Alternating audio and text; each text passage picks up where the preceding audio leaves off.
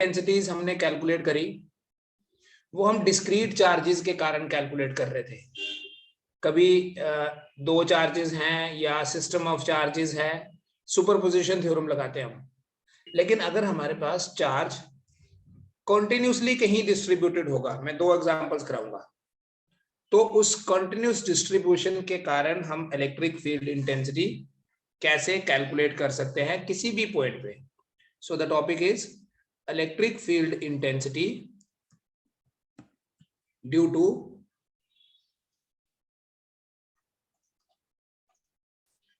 electric field intensity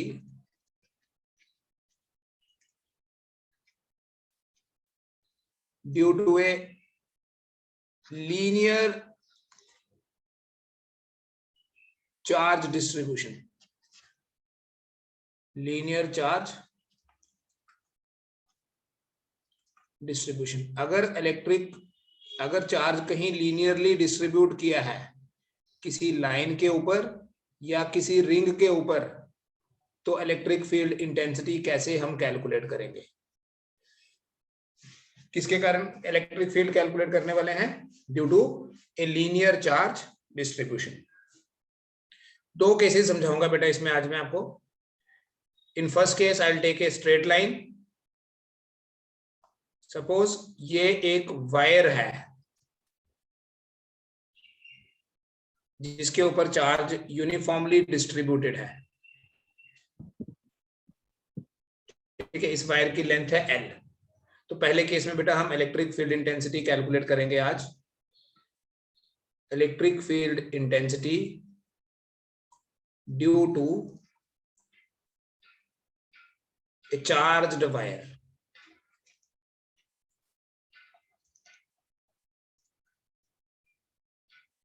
ठीक है, एक यूनिफॉर्मली चार्ज्ड वायर है हमारे पास।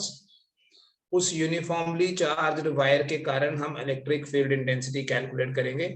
सपोज बेटा इस वायर की लेंथ है L और इस वायर के ऊपर चार्ज कॉन्टिन्यूसली डिस्ट्रीब्यूट हुआ है। There is continuous distribution of charge. ऐसे हर एक पॉइंट पे चार्ज प्रेजेंट है। जब हर एक पॉइंट पे चार्ज प्रेजेंट होगा तो उसी को बोलते हैं कॉन्टिन्यूस डिस्ट्रीब्यूशन। सिंस लाइन के हर एक पॉइंट पे है इसलिए लीनियर डिस्ट्रीब्यूशन भी बोलेंगे। मान लो बेटा ये टोटल जो चार्ज है वो है Q, ठीक है। तो हमारे पास यही एक इंपॉर्टेंट पैरामीटर है। क्या बोलेंगे कि चार्ज Q जो है that is distributed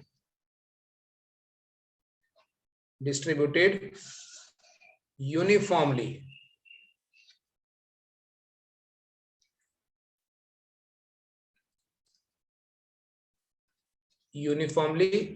on a wire. ऐसी वायर जिसकी लेंथ है L। Q चार्ज डिस्ट्रीब्यूटेड है किसी वायर के ऊपर जिस वायर की लेंथ कितनी है? L है। देयरफॉर लीनियर चार्ज डेंसिटी कितनी हो जाएगी? मैंने आपको बोला था कि ये डेफिनेशंस आपने याद रखनी है। Q by L। Q by L, very good. Linear charge density अगर लैम्डा से मैं रिप्रेजेंट कर लूं, I will say linear charge density is Q by L। लेकिन बेटा यहां कॉन्सेंट्रेट करना, अगर मैं इस वायर का कोई छोटा सा पोर्शन ही ले लूं यहां और इस छोटे से पोर्शन की लेंथ में एज्यूम करूं dx और इस छोटे से पोर्शन का अगर चार्ज dq है, बेटा जब चार्ज यूनिफॉर्म डिस्ट्रीब्यूटेड है इसका मतलब समझो क्या है कि अगर 1 सेंटीमीटर में 1 माइक्रोकूलम चार्ज है तो 10 सेंटीमीटर में 10 माइक्रोकूलम चार्ज होगा। पता चला क्या बोला मैंने? यूनिफॉर्म डिस्ट्रीब्यूशन है, हर 1 सेंटीमीटर में बराबर बराबर बराबर बराबर है, ताकि ये जो Q by L है, जैसे मान लो टोटल लेंथ है 10 और टोटल चार्ज है 5, तो 10/5, तो जो लेंथ हम छोटी सी लेंगे उसके ऊपर जो चार्ज होगा वो भी रेशो सेम रहेगी। अगर 1 सेंटीमीटर के ऊपर 1 माइक्रोकूलम है तो 10 सेंटीमीटर के ऊपर 10 माइक्रोकूलम होगा। इसको बोलते हैं यूनिफॉर्म चार्ज डिस्ट्रीब्यूशन, ठीक है। और हमारा पर्पस क्या है यहाँ, ये जो हमारे पास वायर है जो ये आपको दिख रही है ए बी ले लेता हूं मैं इस वायर को, इस वायर के कारण इलेक्ट्रिक फील्ड इंटेंसिटी कैलकुलेट करनी है यहां पॉइंट पी पे, ठीक है। और ये जो पॉइंट पी है बेटा, इस पॉइंट पी का जो डिस्टेंस है वायर से, वायर के एक एंड से, दूसरे एंड से भी पता चल ही जाएगा अगर एक से पता चलेगा तो, ये जो डिस्टेंस है एक एंड से वायर का, ये डिस्टेंस मान लेते हैं हम ए है। समझ में आया मैं क्या बोल रहा हूं, कौन सा डिस्टेंस बोल रहा हूं? Distance of the wire from one and is a, means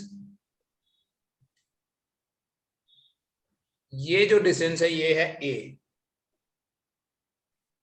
तो यही सिचुएशन है, यही क्वेश्चन है, यही टॉपिक है आज पहले, कि अगर हमारे पास चार्ज किसी वायर के ऊपर डिस्ट्रीब्यूटेड होगा तो उस चार्ज के कारण किसी पॉइंट पी पे, जो कि एक एंड से ए डिस्टेंस पे है, वायर की लेंथ एल है बेटा, तो उस पॉइंट पे इलेक्ट्रिक फील्ड कितना होगा। हमने ये पढ़ा है सिंगल चार्ज का जो इलेक्ट्रिक फील्ड होता है उसका फॉर्मूला है K into q by r, but इस बार हमारे पास सिंगल चार्ज की जगह क्या है, डिस्ट्रीब्यूटेड चार्ज है। चार्ज कहीं डिस्ट्रीब्यूट हुआ, और कहां डिस्ट्रीब्यूट हुआ, एक लाइन के ऊपर डिस्ट्रीब्यूटेड है, ठीक है। P is a point at a distance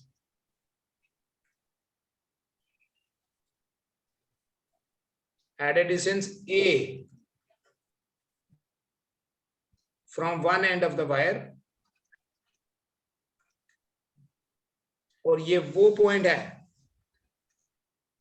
at which the electric field intensity is calculated, at which the electric field intensity is to be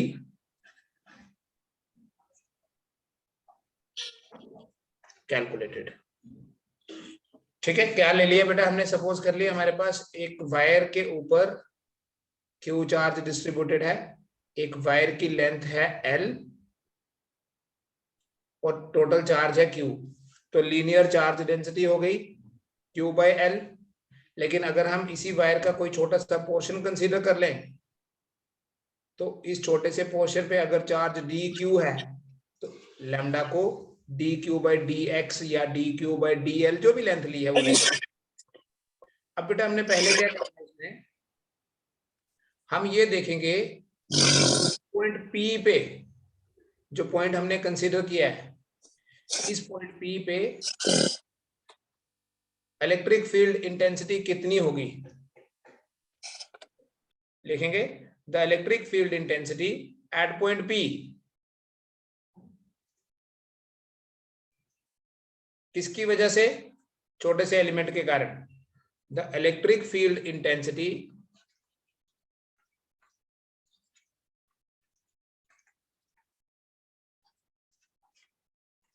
eight point P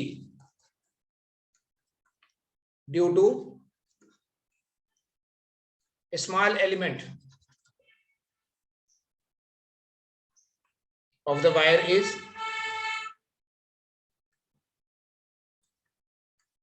क्या लिखेंगे, DE equals to K into d cube by, इस element का distance देखना पड़ेगा, कहां से, उस point P से इसका डिस्टेंस कितना है वो देखना पड़ेगा बेटा, ठीक है। ये वाला डिस्टेंस हम एज्यूम कर लेते हैं, पॉइंट P से लेके उस DQ का जो डिस्टेंस है वो डिस्टेंस है dx, ये डिस्टेंस, सॉरी ये डिस्टेंस है x, dx तो स्मॉल डिस्टेंस हमने ले लिया हुआ पहले का, ये डिस्टेंस x है, तो इसलिए क्या लिखेंगे नीचे, dq बाय एक्स स्क्वायर।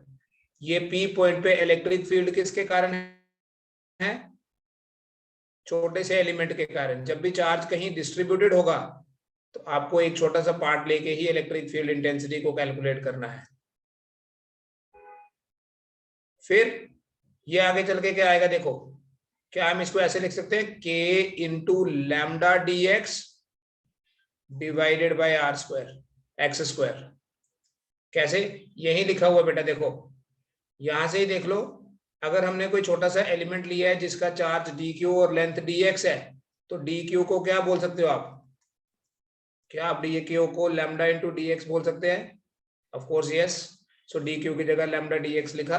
तो इस पॉइंट पे इलेक्ट्रिक फील्ड इंटेंसिटी कैलकुलेट कर ली, जिसका नाम रखा डीई। और देखो डीई की डायरेक्शन कैसी होगी, हमारी वायर के ऊपर पॉजिटिव चार्ज है, तो डीई की डायरेक्शन यही होगी।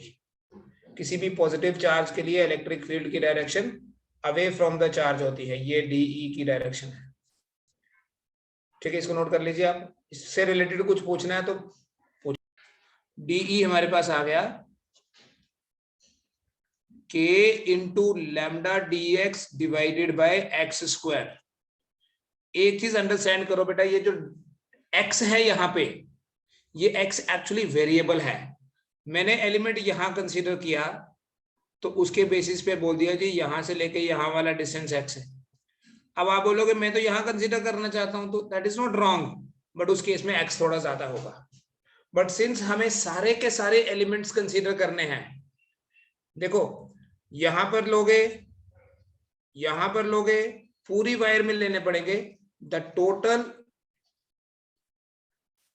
Electric field intensity at point P due to the entire wire. कितनी होगी, कैसे पता चलेगा? इसी डीई को इंटीग्रेट कर दो, और देखो इसमें वेरिएबल सिर्फ x ही है, लेकिन इस इंटीग्रेशन में हम ये चीज कैसे एंश्योर करेंगे कि हमने सारे एलिमेंट्स ले लिए, इस वायर के हर एक एलिमेंट को कंसीडर कर लिया। देखो अगर आपका एलिमेंट राइट वाले एंड पे है, यहां है, तो x की वैल्यू कितनी होगी? x है पॉइंट P से डिस्टेंस, x की वैल्यू कितनी होगी? ये वाली देखो, what is this value? a। A और अगर पूरे कंसीडर करोगे तो मैक्सिमम वैल्यू कितनी हो जाएगी x की? बस यही पॉइंट समझने वाला है, मैक्सिमम वैल्यू हो जाएगी l प्लस ए।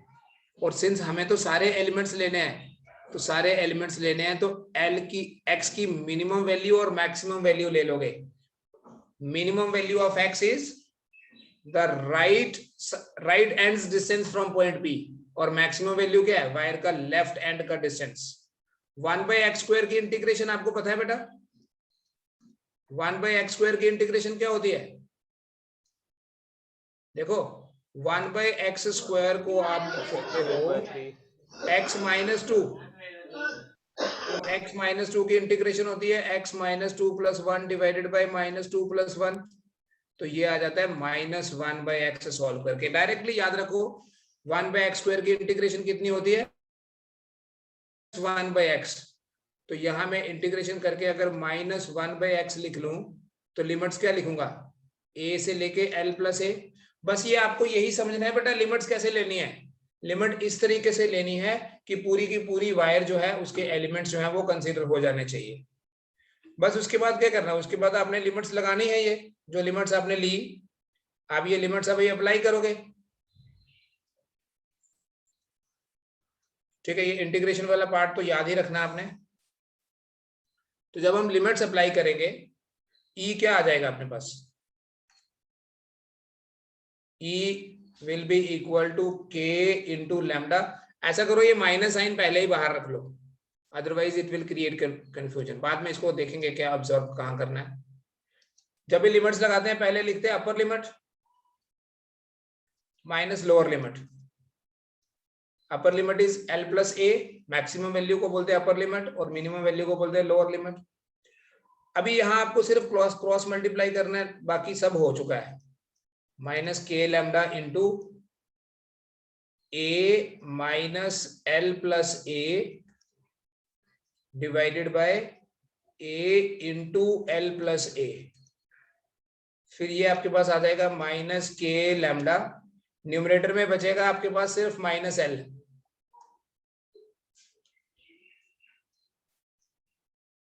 और डिनोमिनेटर में a इंटू एल प्लस ए। ठीक है, इतना करिए। इसमें कोई डाउट है वो बोलिए।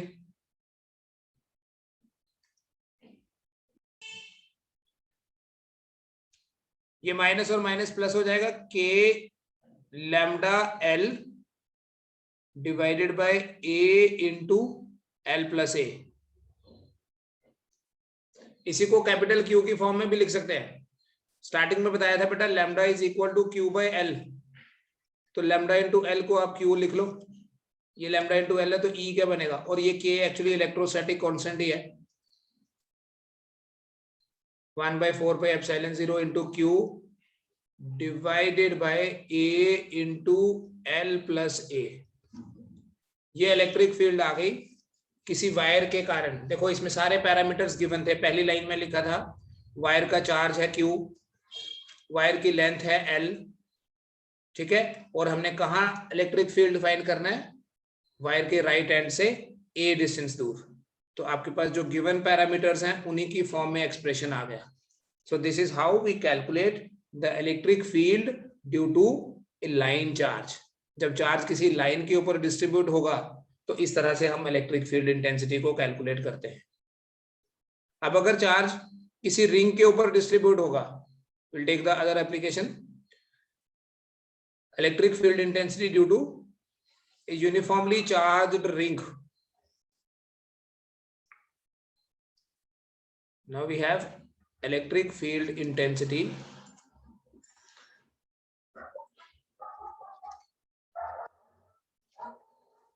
due to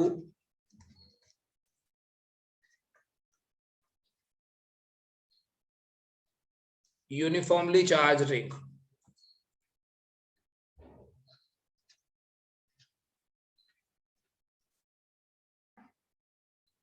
ठीक है, ऑफ कोर्स जब हमारे पास रिंग होगी तो रिंग भी बेटा लीनियर डिस्ट्रीब्यूशन ही है चार्ज का। रिंग के ऊपर जो चार्ज डिस्ट्रीब्यूटेड होगा वो भी लीनियर होता है, रिंग के सर्कमफ्रेंस पे डिस्ट्रीब्यूटेड होता है चार्ज। और जब चार्ज सर्कमफ्रेंस पे डिस्ट्रीब्यूटेड होता है, आपको बताया था जब हमने लैम्डा को पहले डिफाइन किया था, लैम्डा क्या होगा जब हम यूनिफॉर्मली चार्ज रिंग लेंगे, क्यू बाय तो एस, लैम्डा होगा, बोलो, अगर क्यू चार्ज है तो Q by S, Q by S, S नहीं, 2πr। एस क्या होता है, व्हाट इज एस?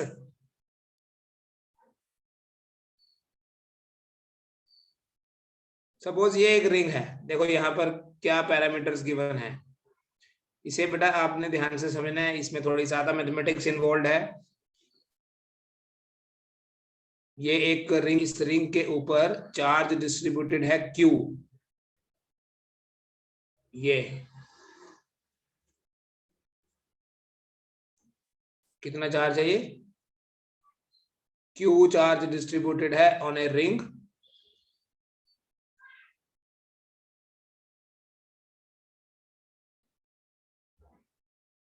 ऐसी रिंग जिसका रेडियस है R, radius of the ring is, या हम क्या करते हैं R हम डिस्टेंस के लिए रख लेते हैं, हम रेडियस ले लेते हैं A है,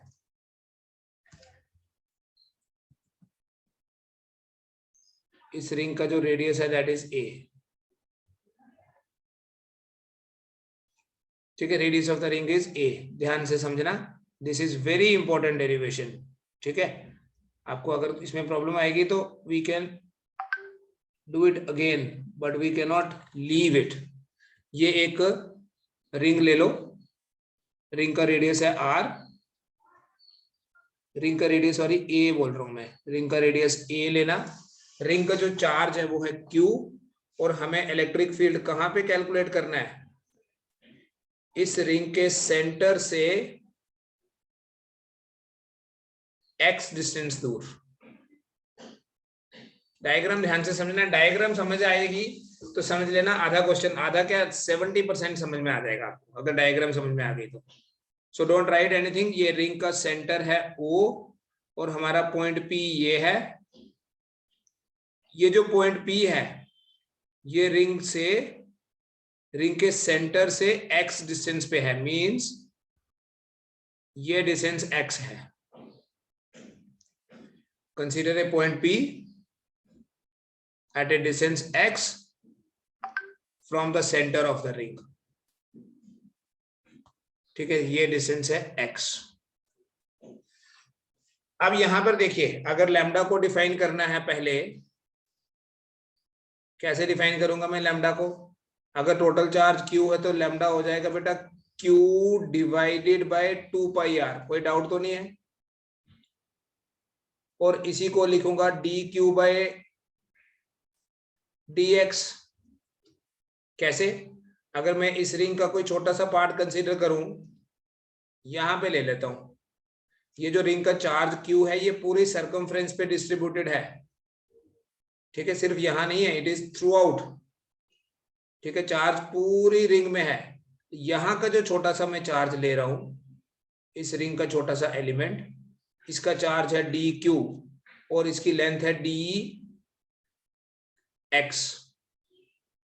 तो इस dQ के कारण पहले हम देखेंगे यहां P पॉइंट पे इलेक्ट्रिक फील्ड इंटेंसिटी की, देखो ये डायरेक्शन बनेगी, क्योंकि पॉजिटिव की टेस्ट चार्ज को रिपेल करेगा। तो जो टेस्ट चार्ज की डायरेक्शन होती है, जो फोर्स की डायरेक्शन होती है उसके ऊपर जो लग रही है, वही फोर्स की डायरेक्शन तो इलेक्ट्रिक फील्ड की डायरेक्शन है। ये मैं चूज कर लेता हूं एक लाइन एज वन एक्सिस, और ये वर्टिकल लाइन भी एक ले लेता हूं मैं, इसी पॉइंट पे एक वर्टिकल लाइन भी ले लेते हैं, ठीक है, क्योंकि हमें यहां रिजॉल्व करना पड़ेगा। ये किसकी डायरेक्शन आ गई? ये जो आपको ब्लू कलर का एरो दिख रहा है, ये आ गई इलेक्ट्रिक फील्ड, किसके कारण?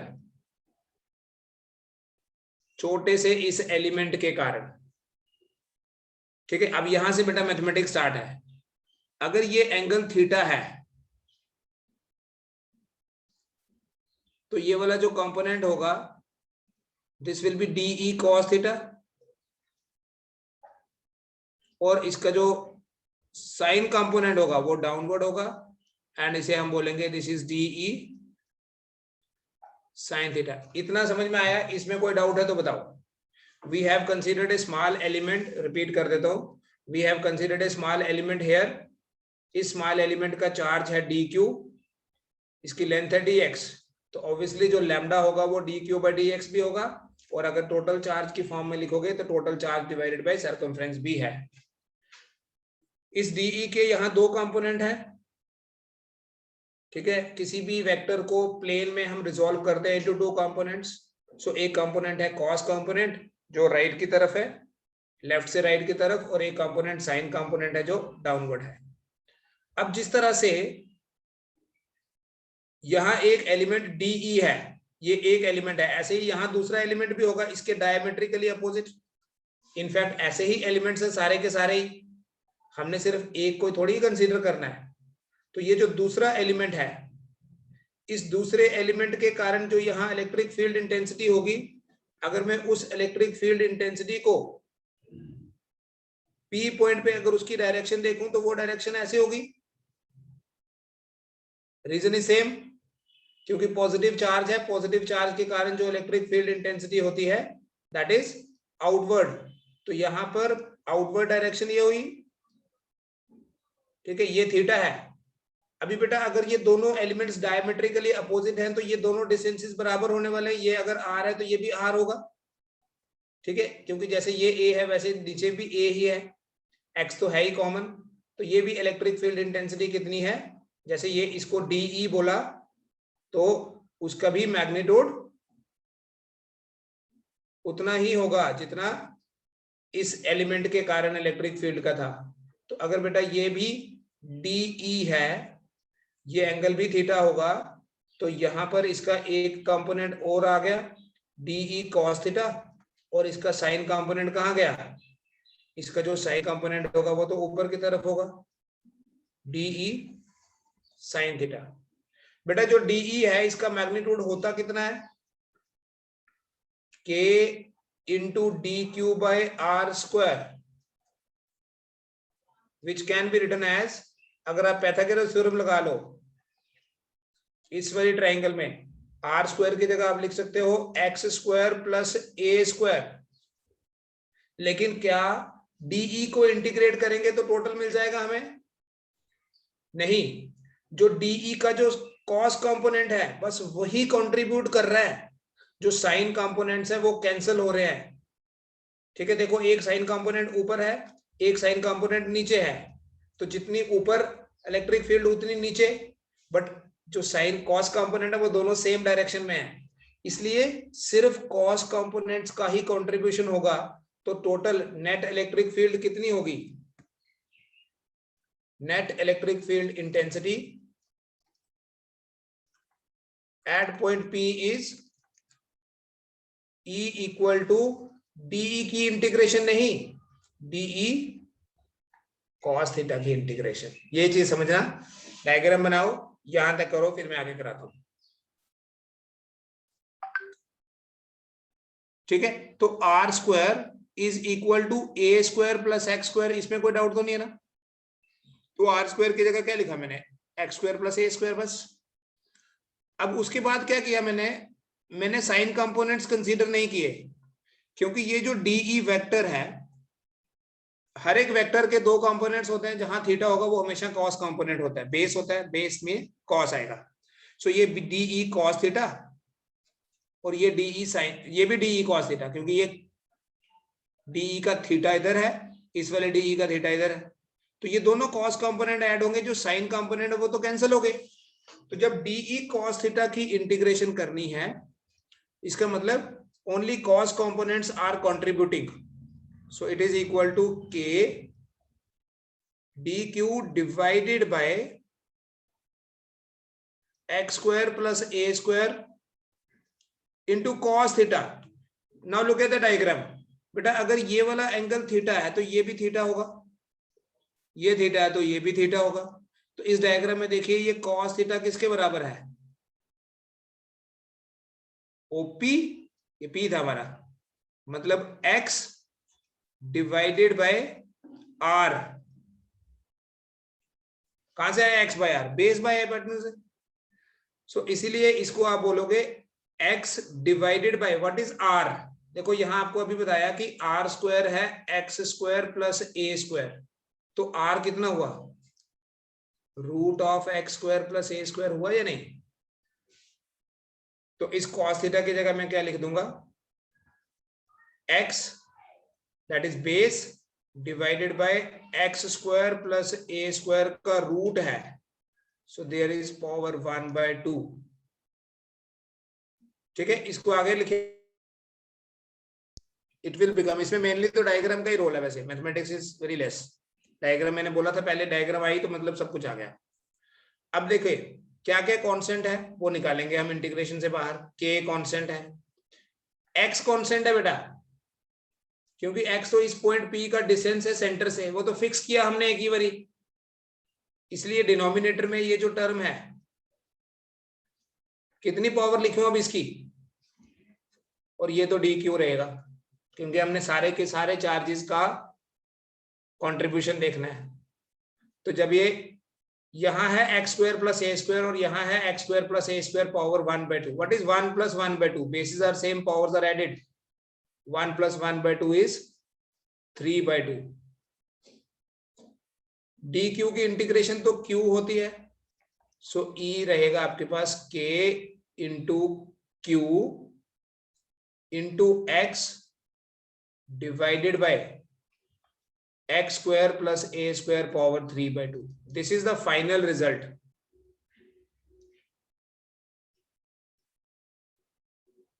ठीक है, यहां तक देख लीजिए आप, ये फाइनल रिजल्ट है हमारे पास। इधर से यहीं से स्टार्ट करूंगा अभी मैं।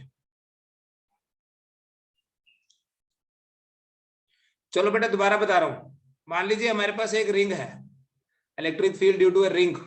क्या पढ़ रहे हैं हम? Electric field due to a uniformly charged ring, due to a uniformly charged ring. किसी यूनिफॉर्मली चार्ज रिंग के कारण हम इलेक्ट्रिक फील्ड इंटेंसिटी कैलकुलेट करेंगे। सपोज हमारे पास एक रिंग दी हुई है और इस रिंग के ऊपर चार्ज यूनिफॉर्मली डिस्ट्रीब्यूटेड है।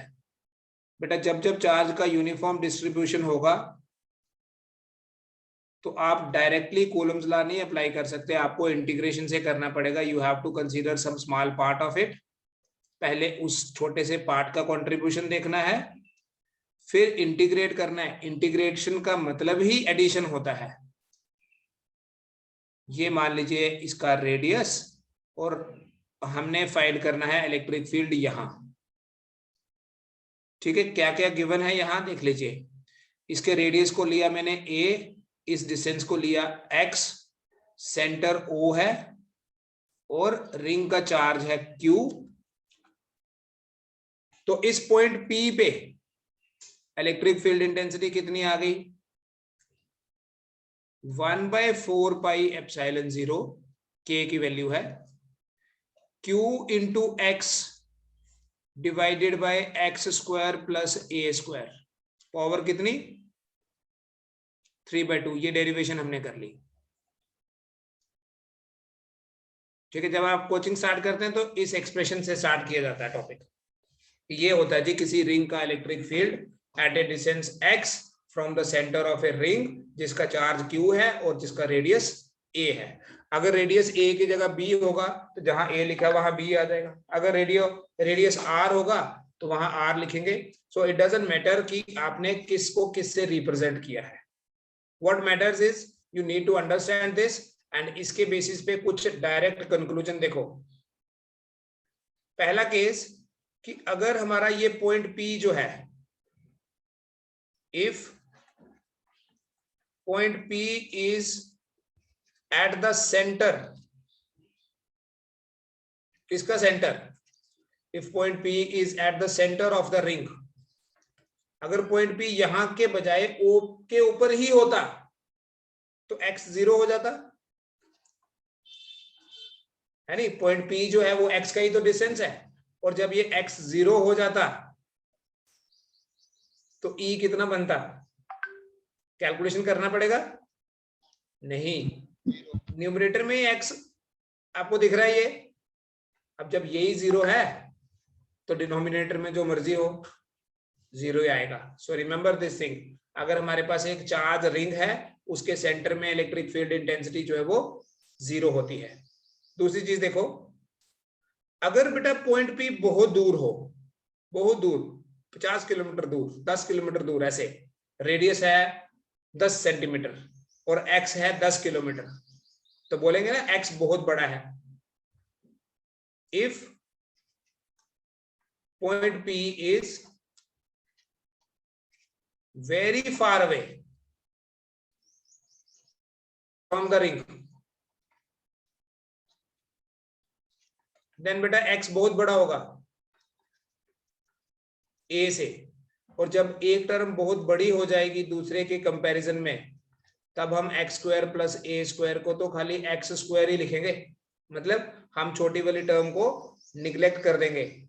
सो इन दैट केस जब आप x square plus a square को खाली एक्स स्क्वायर ही लिखोगे तो आपके पास E बनेगा 1/4πε0 Q into x divided by x square की पावर 3/2।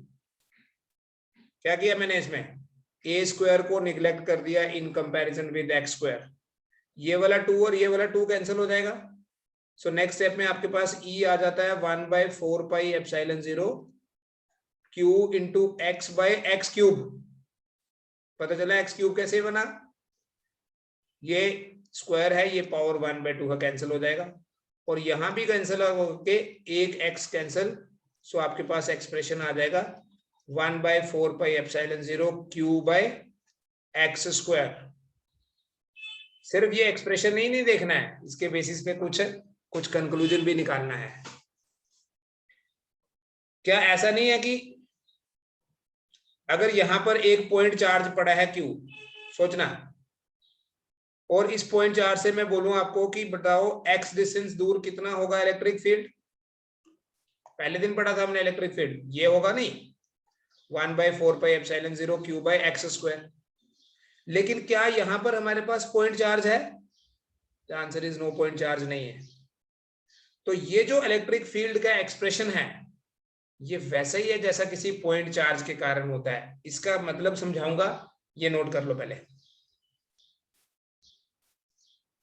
फील्ड इंटेंसिटी ही कैलकुलेट करेंगे कल भी और अभी परसों भी, टाइपोल पढ़ेंगे। Hello hello. हाँ जी बेटा बोलो। सर ये रिकॉर्डिंग सेंड कर देना। हाँ मैं रोज करता हूँ ऑलमोस्ट। यस सर, आज वाली कर देना बस। अभी कर देंगे 7 बजे तक, हाँ हाँ हाँ, कोई बात 8 बजे तक। नहीं। हाँ ठीक है, वो भी चलेगा।